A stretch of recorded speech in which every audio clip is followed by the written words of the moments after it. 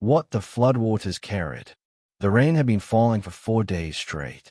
Not the gentle kind of rain that taps softly on window panes and lulls children to sleep. This was the kind of rain that meant business.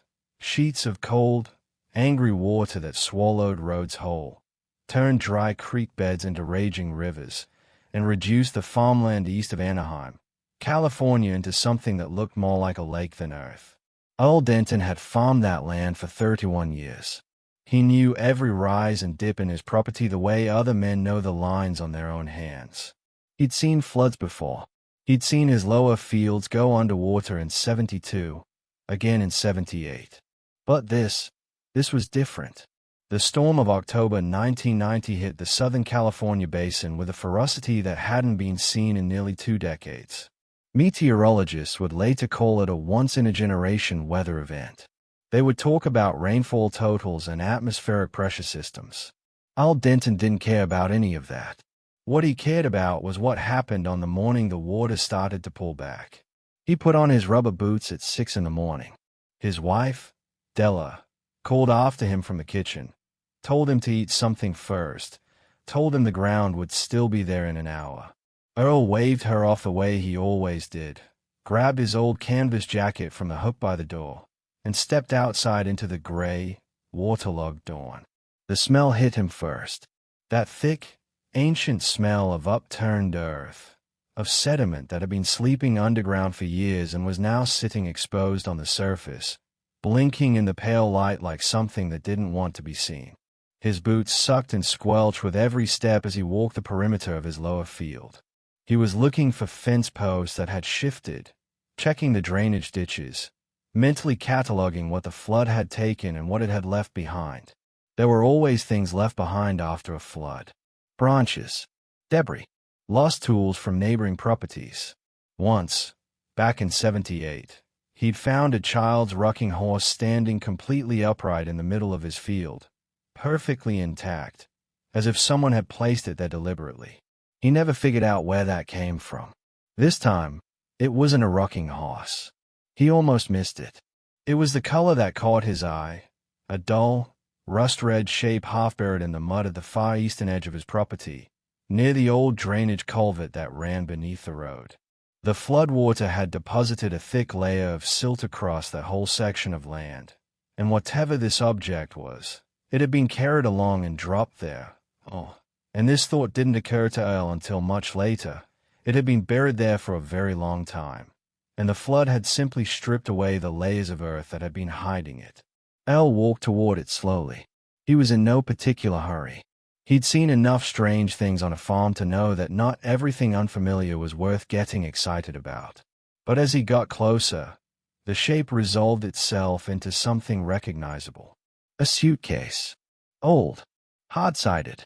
The kind of luggage that hadn't been fashionable since the 1960s, with those rounded corners and a pair of metal latches on the front.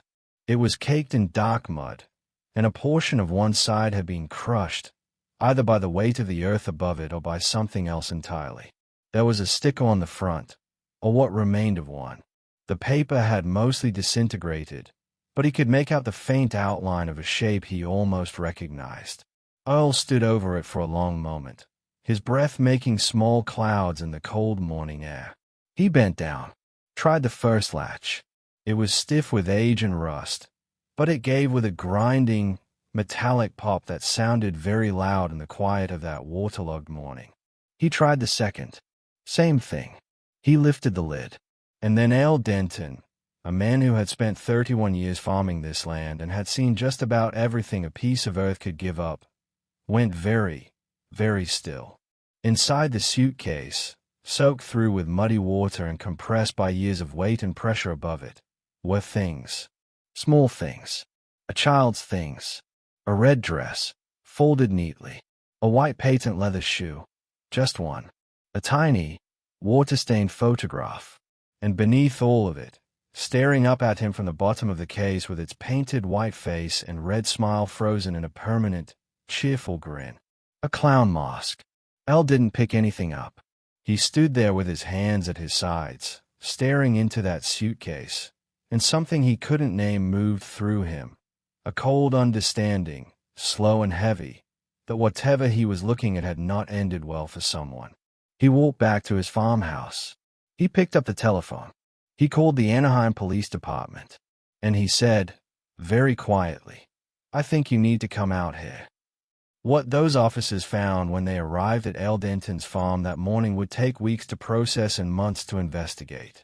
But within 48 hours, one detective on the case would make a connection that would stop the room cold. Because 15 years earlier, in the summer of 1975, a little girl had vanished without a trace from the most famous amusement park in the world. And the things inside that suitcase, those small, heartbreaking things, bore a striking resemblance to what she had been wearing the day she disappeared. How does a child vanish from the happiest place on earth and end up here? Sunshine and stardust. Her name was Annie. Annie Louise Hartwell. 6 years old. Brown hair that her mother always put in 2 braids because Annie refused to let anyone brush it out. She liked it braided, she said, because princesses had braids. She had a gap between her 2 front teeth that showed whenever she smiled, which was often. She collected small ceramic animals that she kept on a shelf above her bed, arranged in a very specific order that only she understood, and she would correct you very sternly if you moved one without permission. Her favorite color was red. She owned 3 red dresses. To hear her parents describe her, her father, Robert Hartwell, a soft-spoken insurance adjuster from Glendale, California, and her mother, Patricia, who worked part-time at a florist shop and spent the rest of her time being, by all accounts, fiercely and completely devoted to her daughter. To hear them describe her was to understand what it means when people say a child lights up a room. Annie didn't just enter spaces. She inhabited them. She made them hers. The morning of July 19th, 1975, was the kind of morning that existed in Southern California like a promise. Clear blue sky, the temperature already climbing toward 80 degrees by 8 in the morning, the kind of air that smelled like sunblock and possibility. Patricia Hartwell had been planning this trip for 3 months. Annie's birthday had been in May. She turned 6 on the 14th, and the Disneyland trip was her present. They'd waited until July because Robert's work schedule cleared up, and because Patricia wanted the summer light, wanted the way the park looked when the sky was that particular shade of California blue. She'd taken a day off from the florist shop. Robert had taken a day off from work. Patricia's sister, June, was going to join them, making it a small family celebration, slightly delayed but no less special for it. Annie woke up at 5:30 in the morning. She padded into her parents' bedroom in her pajamas, climbed up onto the bed between them, and said, with the absolute authority of someone who has been waiting a very long time, "It's Disneyland Day." They arrived at the park just after 9:30. Patricia had packed a bag, snacks, sunscreen, a light cardigan for Annie in case it got cold later in the evening, and a small stuffed rabbit that Annie had insisted on bringing even though she reminded her parents repeatedly, 6 now, and basically a big kid. The sight of the park entrance hit Annie the way it hit every child. She stopped walking, just stopped, right there on the approach, and stared. Her mouth opened slightly. The castle rose up against that impossible blue sky, white and gold and impossibly perfect, and the music drifted out over the crowd, and there were balloons, enormous, jewel-colored balloons catching the light, and performers in elaborate costumes moving through the throngs of people, and somewhere in the distance a band was playing, and the smell of popcorn and sugar and something warm and indefinable that only existed in places like this drifted through the morning air. Patricia would later say that the look on Annie's face in that moment was the last image of her daughter that she could summon without pain. Pure, unguarded joy, the kind that only children are capable of, before the world teaches them to be careful with happiness. They spent the morning moving through the park like a small, happy current. They rode the carousel. They saw the parade. Annie pressed her face against the glass of a candy shop window and pointed at everything. She ate a candied apple and got the red syrup on her chin and on her red dress. The red dress, her favorite, the one with a white collar that she had chosen herself that morning and which Patricia had ironed the night before. Aunt June was a photographer. She took roll after roll of film. Annie on the carousel. Annie waving at a character performer. Annie and her father, Robert, holding hands, both of them squinting happily into the sun. They stopped for lunch around noon. Annie ate half a hot dog and all of her French fries and declared the French fries the best food she had ever eaten in her entire life. Robert laughed. Patricia reached across the table and tucked a strand of hair back behind her daughter's ear. Afterward, they drifted toward Fantasyland. It was crowded by then. Mid-afternoon on a July Saturday in 1975, the park was operating at something close to full capacity. The paths were thick with families, with strollers and balloons and children darting between adult legs. The noise was immense. Music and voices and the mechanical sounds of rides cycling through and the distant barking of a game attendant. Annie was holding her father's hand. That part is certain. Robert would say it many times, in the days and months and years that followed. He was holding her hand. He could feel it, small and warm and completely trusting. He stopped to look at a posted map of the park. He was trying to figure out where the Small World ride was. Annie had been asking about it all morning. He looked at the map for what he would later estimate as no more than 30 seconds, maybe less. Somewhere nearby, in the crowd, something caught Annie's attention. Robert doesn't know what it was. He has spent decades trying to reconstruct those 30 seconds, trying to remember if he heard anything, noticed anything from the corner of his eye, felt any change in the small hand he was holding. He remembers the map. He remembers looking up. He remembers that his hand was empty. Annie. He turned around. The crowd moved around him, indifferent and continuous, a river of strangers. Annie. His voice was still calm.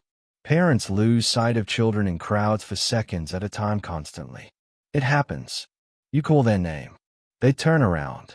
They were right there the whole time, looking at something. They don't understand why you look so pale. Annie. Louder now. Several people turned to look at him. A woman with a stroller paused. He looked left.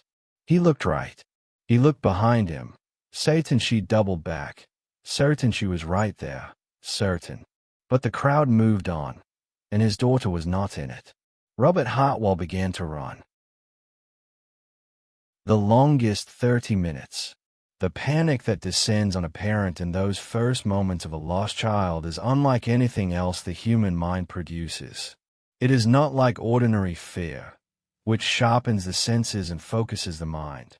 It is a kind of catastrophic static, an overloading of every circuit at once, the body flooded with urgency while the mind struggles to find any coherent direction for it.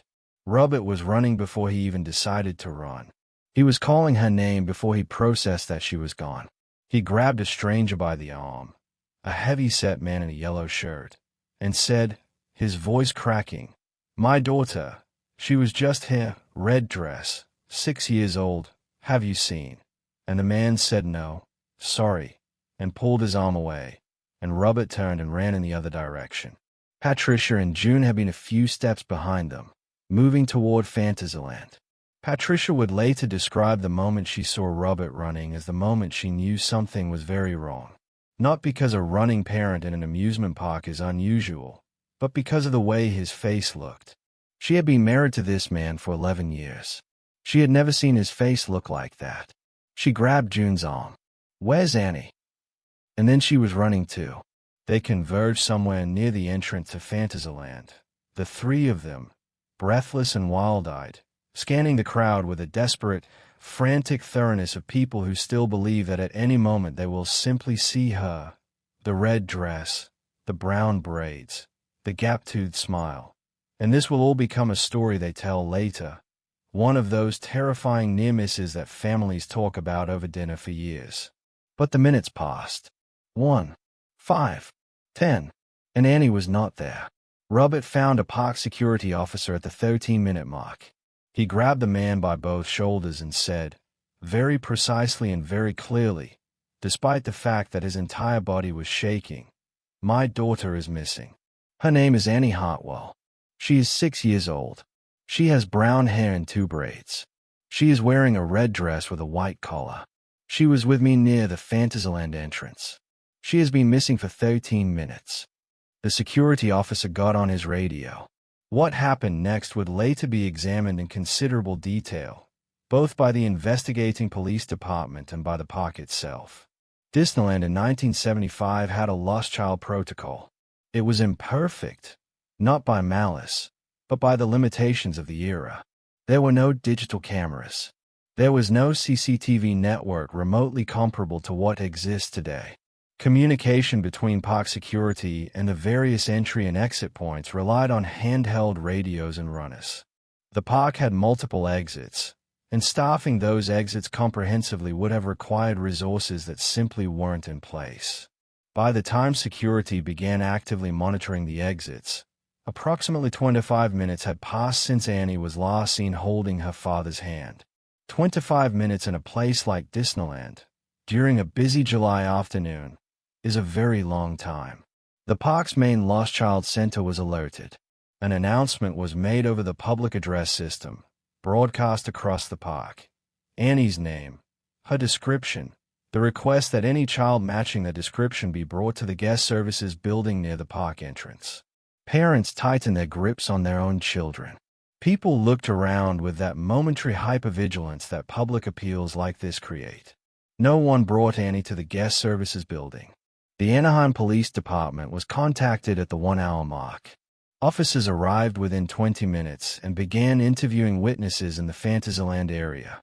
Patricia, by this time, had been brought to a bench near the park's first aid station, where a park nurse had given her water and a staff member sat with her, speaking in the low, carefully composed tones of someone trained to manage exactly this kind of situation. Patricia kept standing up. She kept saying she needed to be looking. She couldn't sit still. Every time she closed her eyes, she saw Annie's face. The gap-toothed smile, the red dress, the braids, and her body would not let her stay seated. The nurse gently, repeatedly, encouraged her to stay put, to let the professionals search, to be where Annie could find her if Annie came back on her own. Annie did not come back on her own. By 4 in the afternoon, Anaheim PD had officers at every exit. By 5, they had begun a systematic grid search of the park itself, moving through each themed area with a methodical attention of people who have done this before, who know that lost children are usually found within a few hundred yards of where they were last seen, tucked in a corner somewhere, bewildered and crying and embarrassed. Annie was not tucked in a corner. She was not in the first aid station. She was not in any of the park's restrooms. She was not with any performer, or staff member, or guest who had taken her somewhere to wait while they tried to help her find her parents. By the time the park closed that evening, 140 officers were involved in the search. Disneyland's management had allowed law enforcement access to every maintenance tunnel, every backstage area, every storage room and employee space in the facility. Annie Louise Hartwell was not found. The park had been home to somewhere between 40 and 50,000 visitors that Saturday. 40 to 50,000 people, moving through the same paths, breathing the same air, watching the same parades. Hundreds of them had seen a little girl in a red dress that day, but no one saw her leave. And in the days that followed, as investigators began the painstaking work of interviewing witnesses, 2 separate accounts would surface, 2 different people, who didn't know each other, who had been standing in different parts of Fantasyland at different times that afternoon. Both of them mentioned the same thing. A performer. Someone in costume. A clown, they said. Very tall, wearing a red and white polka dot suit and carrying balloons. They noticed this performer because he or she had been spending a great deal of time near one particular group of children, and the children had been laughing, and it had seemed perfectly normal, perfectly in keeping with everything around it. But when police checked the park's official roster of scheduled performers for that day, no one in the performer lineup matched that description. Every road that led nowhere. The case exploded into the press within 48 hours. By Monday morning, Annie Hartwell's face, taken from one of Aunt June's photographs, a shot of Annie on the carousel, her head thrown back in laughter, her braids flying, was on the front page of the Los Angeles Times. By Tuesday, it had been picked up by wire services and was appearing in newspapers across the state. By Wednesday, the story had gone national. Anaheim Police Detective Gerald Marsh was assigned as lead investigator. Marsh was 38 years old, 15 years into a career that had taken him from patrol to homicide, and he was known in the department for two things: a systematic, almost obsessive attention to detail, and a temper that made his junior colleagues very careful about how they presented incomplete information to him. He was not a man who tolerated sloppy work, and he was not a man who was easily shaken. The Annie Hartwell case shook him. When you have 40,000 potential witnesses, he would say, years later, you have no witnesses at all. You have 40,000 versions of the same day, none of them perfectly accurate, most of them colored by everything those people brought with them when they walked through those gates. You're not looking for facts. You're looking for a pattern inside all that noise. Marsh's team began working the witness interviews. It was a massive, grinding operation. Officers working 12-hour days, calling back guests who had given contact information at the gate, cross-referencing accounts, trying to construct a timeline of the Fantasyland area on the afternoon of July 19, 1975. They had no video footage to work with. There were no security cameras in that area of the park. What they had were human memories, filtered through hours of subsequent activity, the shock of the news, and the inherent unreliability of eyewitness recollection. The leads came fast, in that first week. They always do. A park employee in the Matterhorn area said he thought he'd seen a child matching Annie's description near the base of the ride around 2:30 in the afternoon, standing alone, looking confused. Officers followed up, cross-referencing with other witness statements. They concluded this sighting was likely a different child, another girl in a similar red dress, who was located and identified within 2 days. A visitor from Nevada called the hotline to say that she was certain she had seen a man pulling a child toward the park's main entrance around 3 in the afternoon. The child had been crying. The man had been speaking sharply to her. Officers worked that tip for a week. The man was eventually identified, a father from Fresno who had been reprimanding his own daughter, a 7-year-old, for throwing a tantrum near the exit. The daughter was fine. The man was cooperative and devastated that his family moment had been reported. A food service worker in the Tomorrowland area claimed that a man had come through his station that afternoon asking strange questions, asking whether there were back exits, asking about employee parking. Officers interviewed this worker 4 times. His account shifted in small but significant ways with each interview. Marsh eventually concluded that the worker was confused about the date and conflating different incidents. There were others. A groundskeeper who'd found a child's cardigan near a service entrance. But the cardigan was blue, not Annie's. A visitor who was certain he'd seen a child being put into a white van in the parking structure. A tip that consumed 8 days of investigative resources before it collapsed entirely. The van traced to a family from San Diego who had nothing whatsoever to do with anything. And there were the suspects. Every investigation like this generates them. People who, for one reason or another, draw the attention of police. Some through genuine suspicious behavior. Some through the unfortunate coincidence of looking wrong or being in the wrong place. Some through the paranoid reporting of neighbors or strangers with grudges or good intentions and bad information. Marsh's team identified and interviewed 11 individuals in the first month who were considered persons of interest. A recently terminated park employee who had been fired in the spring for reasons his former supervisors declined to specify. He had a record, a minor assault conviction from 1968. Investigators interviewed him 4 times. He had a confirmed alibi for the afternoon in question. He had been at his girlfriend's apartment in Long Beach, a claim corroborated by the girlfriend, her roommate, and a gas station attendant who remembered him buying cigarettes at 2 in the afternoon. Cleared. A traveling performer who had been contracted for several events in the Anaheim area that summer, who fit no particular description of interest but who had been reported by a park employee as having lingered near the park after his engagement ended. Investigated thoroughly. No connection to Annie or to the day in question found. A man who had been seen by 3 separate witnesses near the park's Fantasyland entrance between 2 and 3 in the afternoon, who they remembered because he had been watching children with what they described as unusual focus. He was located 2 weeks into the investigation, a school teacher from Arizona who was visiting with his wife. His wife confirmed every detail of their afternoon. He had no record, no history of any kind, no connection to Annie. Cleared. And on it went. Every lead ended the same way. Marsh said. Nowhere. Not nowhere meaning we ran out of road. Nowhere meaning the road just stopped. Without explanation. Without a wall or a sign. It just ended. The FBI was brought in at the 6-week mark. The case was designated a federal kidnapping investigation.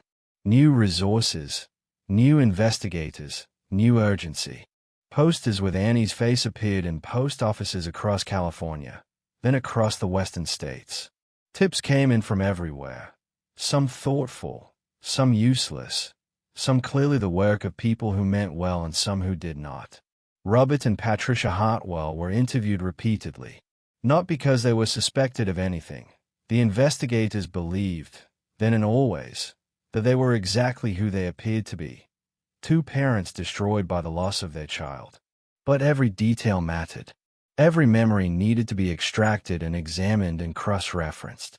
Patricia told investigators something that she had mentioned once, early on, that she would continue to mention for years, that she could not shake no matter how many times she tried to put it aside.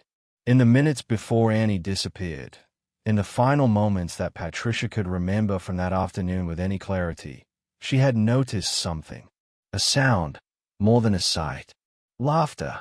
A kind of particular, high laughter that she recognized as her daughter's. Coming from somewhere nearby, but not from directly beside her. She had thought, Annie is laughing at something. She had felt, in that moment, the small, warm ease of knowing your child is right there, right nearby, happy. She had not turned to look. She would spend the rest of her life turning it over. What would she have seen if she'd turned? Marsh's team had that question too, because the performer in the red and white polka dot suit, the one who appeared in 2 separate witness statements, from 2 witnesses who had never spoken to each other, had made children laugh. Multiple witnesses remarked on it. That particular, carried sound of children's laughter, which in a theme park blends into everything and disappears. And the official performer logs had no such character schedule that day. Every entertainer, every costume character, every performer with any sanctioned presence in that park on July 19, 1975, had been accounted for. The one in the clown suit had not. Whoever he was, whatever he was doing there, he had walked in through those gates like any other visitor, and he had vanished exactly as cleanly as Annie had. But there was one detail, one small, half-noticed thing that no one had thought to ask about until a child brought it up on her own. What the girl remembered. Her name was Donna Wexler, and she was 8 years old when she saw Annie Hartwell being led away from the Fantasyland path.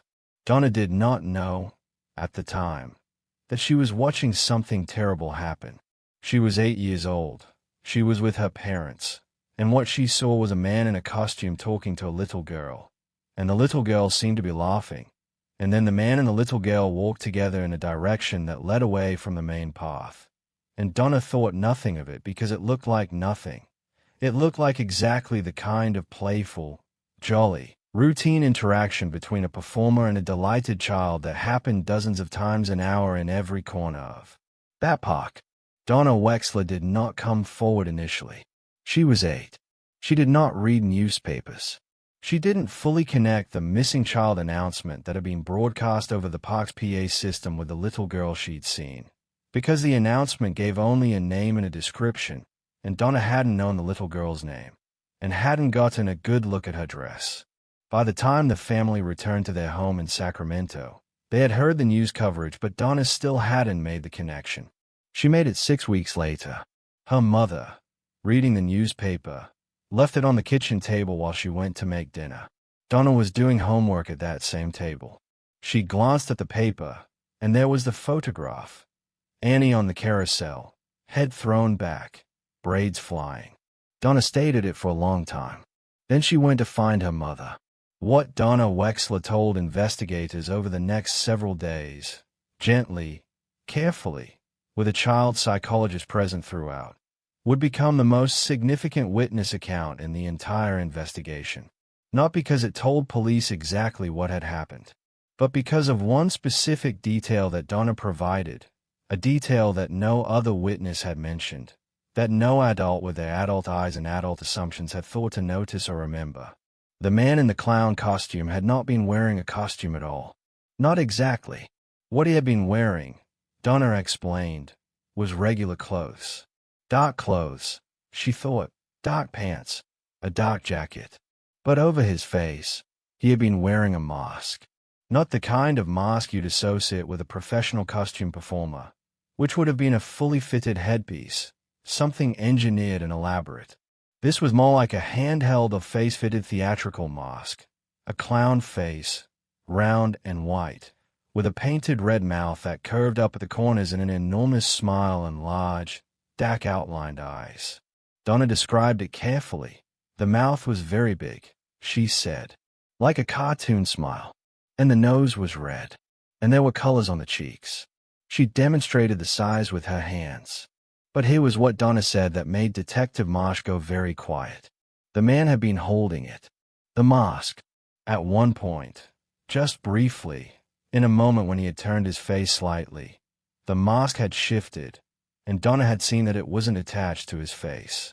It was something he was holding, or that was fastened loosely. And beneath it, just for a second, she had seen a face. A real one. A man's face. She couldn't describe it well. She was 8, and she had been at a distance, and the moment had been brief. She thought he was older. She thought he had light hair. She wasn't sure, but she was absolutely certain about the mask. Detective Marsh had a forensic artist work with Donna over 2 sessions to produce a composite image of the mask. The result was distributed to the press and to law enforcement across California in November of 1975. It showed exactly what Donna had described. A theatrical clown face, white painted, with exaggerated features and that wide, curved smile. The image produced a new wave of tips. Several of them were genuinely interesting. A theatrical supply company in Los Angeles reported that a mask of similar description had been sold in their shop sometime in the spring of 1975. They could not identify the buyer. Cash sale. No record. A woman who worked at a costume shop in Burbank said she believed she recognized the style. It was similar to masks used in certain traveling theatrical productions. She said, the kind that were made in small batches and sold to independent performers. A former Disneyland employee came forward to say that in the weeks before Annie's disappearance, he had noticed a man on 2 separate occasions who seemed to be walking the park without engaging in any of the park's attractions. Just walking. Observing. He had assumed the man was a scout for a competing park, or someone from management doing an anonymous inspection. He hadn't thought more of it. But after seeing the mask image in the paper, he contacted police and said something that Marsh noted carefully. He wasn't there for the rides. He was watching the kids. The man's description aligned, loosely, with what Donna had seen beneath the mask. Older, light-haired, dark clothes. But here was a thing that gnawed at Marsh as the weeks became months and the investigation ground on with diminishing returns. Whoever had been in that park on July 19th, wearing that mask, holding Annie's hand and walking her somewhere away from the crowd, that person had planned it. The mask was not an improvisation. You did not bring a theatrical prop to a theme park spontaneously. You brought it with intention.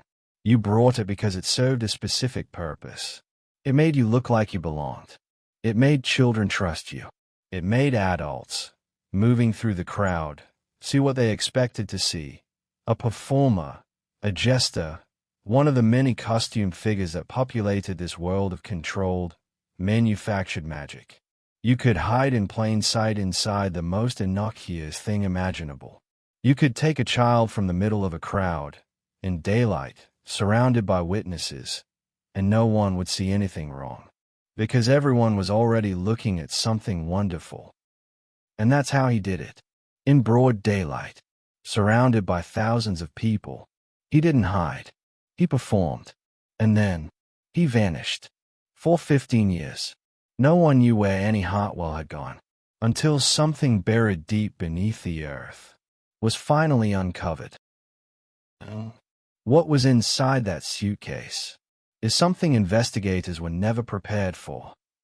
If you're not subscribed, you're going to miss part 2. And trust me, you don't want to miss what happens next.